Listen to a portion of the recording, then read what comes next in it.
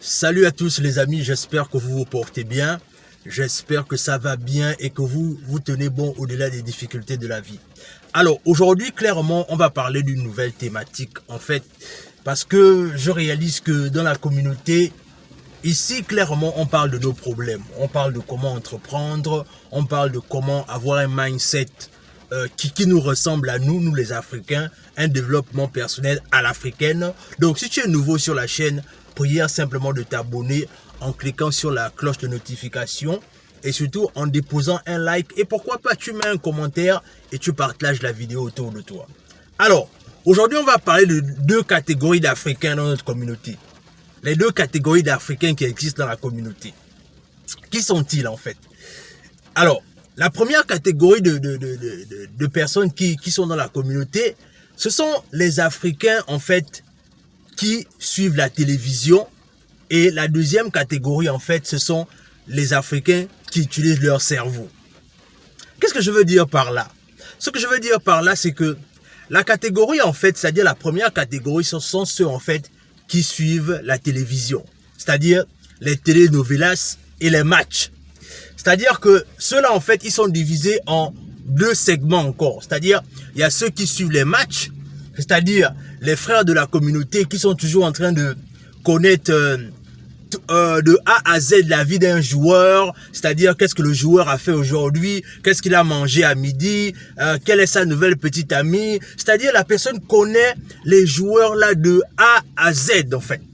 C'est-à-dire, ce sont les ça c'est plus les frères de la communauté en fait. C'est-à-dire, ils sont toujours en train d'animer des débats sur les matchs, la Champions League, etc., etc.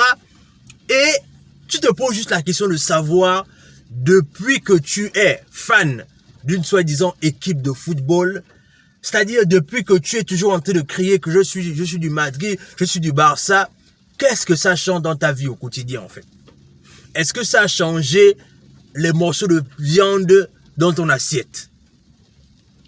Et la deuxième catégorie, c'est la catégorie des femmes, en fait, celles qui suivent les telenovelas. C'est-à-dire, celles-là, en fait, elles connaissent en fait les dernières séries à la mode. C'est-à-dire, elles peuvent te raconter une série de A à Z. Elles connaissent qui est l'acteur, qui est le bandit, etc., etc. Ça, là, elles maîtrisent ça par cœur. Et elles ne ratent jamais aucune saison en fait. C'est-à-dire, elle est même en train de pointer la nouvelle épisode à chaque fois pour être sûre qu'elle n'a rien raté. Et même là, quand elle rate, elle est fâchée en fait.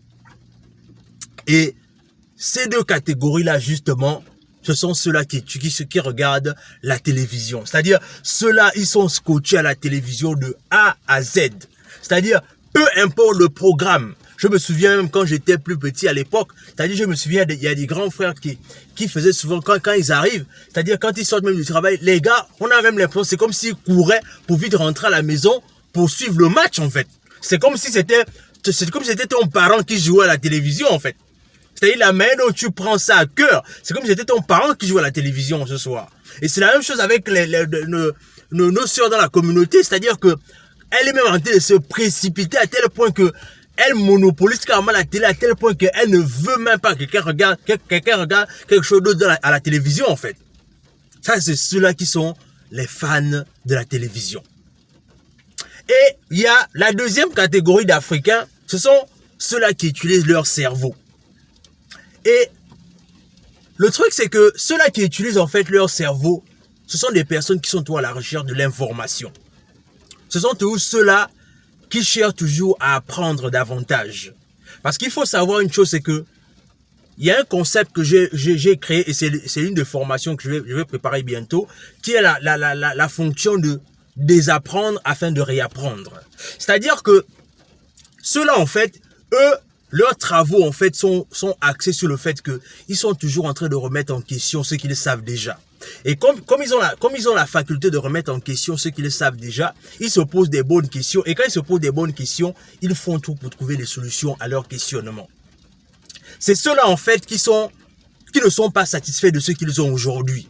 C'est des gens qui sont convaincus d'une chose, c'est qu'ils peuvent toujours avoir plus que ce qu'ils ont maintenant. Ce sont des personnes qui cherchent à ouvrir des business, qui ne veulent pas se satisfaire d'un simple salaire. Ce sont des personnes qui font en sorte que même quand il a un boulot, il travaille le matin pendant ces 7 heures de la journée ou ces 8 heures de la journée, mais quand il rentre chez lui, il travaille sur son projet personnel. Ce sont des personnes qui sont toujours en train de chercher la connaissance, qui achètent des nouveaux livres, qui achètent des formations, qui se forment au quotidien. Ce sont ces personnes-là, en fait, qui sont toujours en avant dans le fait de rechercher une nouvelle forme de connaissance, en fait. Et la question que je vais te poser simplement, c'est celle de savoir, de ces deux catégories d'Africains, en fait, tu veux te positionner dans quelle catégorie?